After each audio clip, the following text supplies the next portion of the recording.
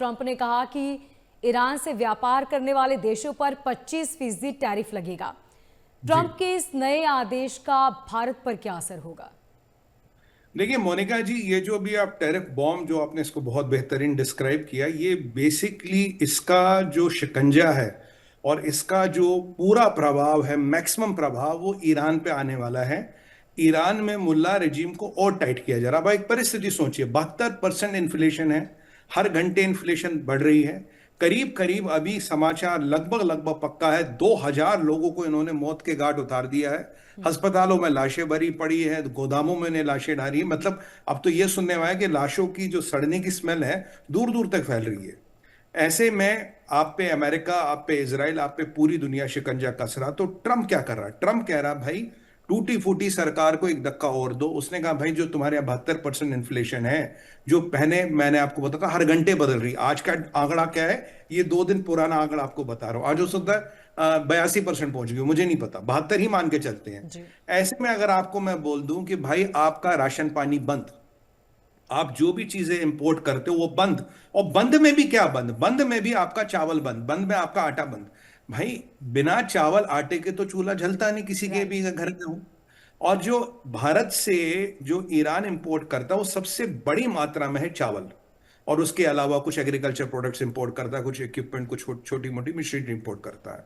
पर अगर आप इसका पूरा समावेश देखिए, ट्रम्प चाहता है कि जहां से भी ईरान इंपोर्ट करता है उन सब चीजों का मैं नलका टाइट कर दूं। अब ईरान का इंपोर्ट पूरे साल का मात्र $72 बिलियन है, मात्र, पूरी दुनिया से कह रहा हूं। और एक्सपोर्ट इनका $112 बिलियन है। ये तेल का था जिसका सबसे करीब बड़ा खरीदार चाइना है। ठीक है जी। अब सोचिए, जनता है, 72% इन्फ्लेशन है, मैं बोलूं खा दुकानों में से चावल गायब, दुकानों में से आटा गायब, दुकानों में से सब्जी गायब। और तेहरान की परिस्थिति मत बूझिए, 7% पानी बचा है, तेहरान को इवैक्यूएट करने के पूरे मंसूबे बने। ऐसे में जो जनता का आक्रोश वो बम बन के फूटेगा। क्यों ये बम फूटेगा? मुल्ला रजीम पे। भाई तुम्हारे कारण पैसे कम मर रहे थे तो तुमने और मरवा डाला। मतलब आप क्या चाहते हो कि मतलब रोटी तो दूर की बात है कि अब तो जहर खाने जहर भी नहीं मिलेगा, वो परिस्थिति है। अब देखते हैं इसका गेम क्या है। प्रेशर बनाया, लोग और भड़केंगे, 2000 लोग लगभग लगभग मरने की खबरें आ रही है। ये बहुत बड़ा नंबर होता मोनिका जी, इस्लामिक रेवोल्यूशन में भी इतने लोग नहीं मरे थे। अब भारत पे क्या इंपैक्ट आएगा? देखिए, प्रभु की अनुकंपा है, माँ शक्ति का हम पे हमेशा आशीर्वाद होता है, माता रानी की कृपा रहती है। हमारा टोटल व्यापार जो ईरान से है मात्र 1.4 या $1.6 बिलियन का है, जबकि हम जो व्यापार करते हैं करीब करीब 770 ट्रिलियन डॉलर का हमने 770 बिलियन डॉलर, ट्रिलियन नहीं सॉरी, $770 बिलियन का हम व्यापार करते हैं। जो हमारा इंटरनेशनल व्यापार है, जो ईरान के साथ व्यापार होता है या ईरान को एक्सपोर्ट होता है, वो 0.5% भी नहीं है, यानी कि आधे परसेंट से भी कम है, आधे परसेंट से भी कम है वो व्यापार। तो अब जो वहां ज्यादा चावल, कुछ सब्जियां वब्जियां इत्यादि जाती थी, तो कोई बहुत बड़ा भारत की अर्थव्यवस्था पर असर नहीं पड़ने वाला, कोई बहुत बड़ा भारत को मतलब कोई आर्थिक झटका नहीं लगने वाला अगर आप ईरान से व्यापार बंद करें। पर यहां व्यापार की भी कनेक्टेशन नहीं, कनेक्टेशन और भी देखिए। पहला है छबार पोर्ट। छबार पोर्ट आपको ईरान ने दे रखा है, जिससे आपको वेस्ट एशिया में, सेंट्रल एशिया में, अफगानिस्तान में आपको एक ऑल्टरनेट रूट मिलता है। पर समस्या ये है, उस पर सैंक्शन हटाए थे अमेरिका ने, फिर लगाए। अभी अप्रैल तक का आपको समय है, अप्रैल तक सैंक्शन नहीं है। जो भी परिस्थितियां है, तो अमेरिका 6 महीने के बाद जो विंडो दिया था उसको एक्सटेंड नहीं करेगा। अभी करीब करीब हमने 700 मिलियन से $1 बिलियन छबार पे लगा चुके हैं।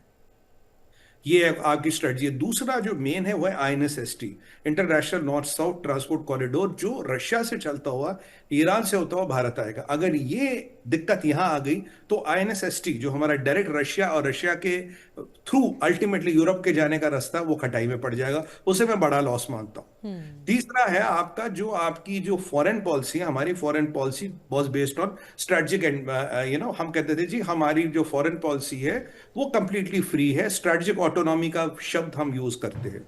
धीरे धीरे वर्ल्ड में कैंप बन रहे हैं। अब आपको किसी का कैंप में नहीं जाना, आपका झुकाव कहां की तरफ है। कि जितना प्रेशर भारत पे आ रहा है कि भाई आप झुकाव कहां की तरफ है, हल्का अलाइनमेंट कहां की तरफ है, वो है क्योंकि हर किसी ने दुनिया में खेमे पकड़ लिए। आपका झुकाव कहां की तरफ है। अब ईरान के परिप्रेक्ष्य में देखूं तो भारत उनका 7th ट्रेडिंग पार्टनर है। अगर मैं अपने हिसाब किताब में देखूं तो हमारे तो टॉप 20-30 में भी ईरान नहीं आता। तो मतलब अर्थव्यवस्था में फर्क नहीं पड़ा। INSST छाभार और ये जो मैंने आपको बोला स्ट्रेटेजिक ऑटोनॉमी को लेके सवाल उठेंगे। जी। अब दूसरा मसला क्या, जो चावल हमारे यहाँ सबसे ज्यादा जाता था वहां बासमती जाता था। अब बासमती चावल को इतनी जल्दी किन मार्केटों में बेचा जाए, पर थोड़ी बहुत कीमत ऊपर नीचे करके डिमांड है बहुत बड़ी बासमती की। और हमारे जो राइस के बड़े मार्केट है, बांग्लादेश है, साउथ एशिया और अफ्रीका है। वैसे हमने चाइना को एक्सपोर्ट करना बंद कर रखा, अगर चाइना का एक्सपोर्ट खोल देंगे तो सारा चाइना में खपत हो जाएगी, कोई इतनी बड़ी बात नहीं है। तो पूरी दुनिया बासमती राइस की दीवानी है, वो कोई बड़ी बात मुझे लगती नहीं है। बट जो मेन मसला है, अगर आप छाभार पोर्ट भी आएंगे मोनिका जी, छाभार में जो आज की परिस्थिति है, जो आज का ईरान है, जो खमेनी का राज है, ईरान में खमेनी मुल्ला रजीम की बात कर रहा हूं। देखिए इस्लाम में दो कॉन्सेप्ट होते हैं, एक वॉर टाइम ट्रीटी, एक पीस टाइम ट्रीटी। ये अपने आप को इस्लामिक रिपब्लिक कहता है आज के डेट में ईरान। कल को एज पर इस्लाम जो अपने पीस टाइम ट्रीटियां की at the time of war, जब युद्ध जैसी परिस्थिति होगी, वो सारी खारिज हो सकती है, वो सारी इनवैलिड है। तो कल को जब हम छाभार की हमें जरूरत पड़े, मान लीजिए पाकिस्तान के संबंध, किसी और के संबंध, वो बोलते हैं भाई ये तो वॉर टाइम जैसी परिस्थिति होगी, मैं ये ट्रीटी नहीं मानूंगा। ये रिस्क आपका हर इस्लामिक कंट्री के साथ है। तो छाभार एक पीस टाइम ट्रीटी में मानता हूं, एक वॉर टाइम ट्रीटी नहीं मानता। तो अगर आप ओवरऑल समावेश देखिए, चलिए हम कहते हैं जी हम नहीं डरेंगे, हम ईरान के साथ व्यापार करेंगे, हम टैरिफ देंगे अमेरिका को। तो 1.5 बिलियन का व्यापार बचाने के लिए आपको करीब 7-8 बिलियन का टैरिफ देना पड़ेगा, जो गणित में कहीं फिट नहीं बैठता, जो कहीं किसी तरह की गणित में फिट नहीं बैठता। हाँ, थोड़ा वो ट्रेड ऑफ छाभार पे है, आईएनएसएसटी में बड़ा ट्रेड ऑफ मानता हूं, और स्ट्रेटेजिक ऑटोनॉमी पे कुछ सवाल आएंगे। पर मैं मानता हूं स्ट्रेटेजिक ऑटोनॉमी है, देश का हित कहां है, आप वहां अलाइन होइए। देखिए ये वो नेहरू वाली एरा है नहीं। मोदी जी वो सब तरह की फॉरेन पॉलिसी नहीं रखते, नॉन अलाइन का मतलब भाई हम तो कहीं भी नहीं है, किसी के साथ नहीं। वो नासिर टुट्टो वगैरह के साथ घूमते थे, वो और यंग टर्क्स वाला समय नहीं है।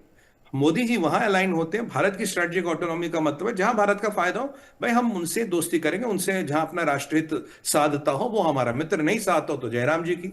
और अगर भारत का मूड नापना है तो मोहम्मद पजेश्कियन से मोदी जी ने इतनी सारी फोरम आए, एक फोटो नहीं खिंचाई, कई बार हाथ नहीं मिला। तो ये चीजों को आने वाले समय को बताता है। पर आर्थिक रूप से कोई बहुत बड़ा मसला नहीं। बासमती वाले जो हमारे किसान भाई हैं, आपके लिए बहुत बड़ा मसला नहीं। आपके चावल की दुनिया दीवानी मालिक, जहां बोलोगे वहां बिक जाएगा। हाँ, 5 रुपए ऊपर 5 रुपए नीचे, बस यही गेम होना, इससे बड़ा कुछ नहीं। बिल्कुल।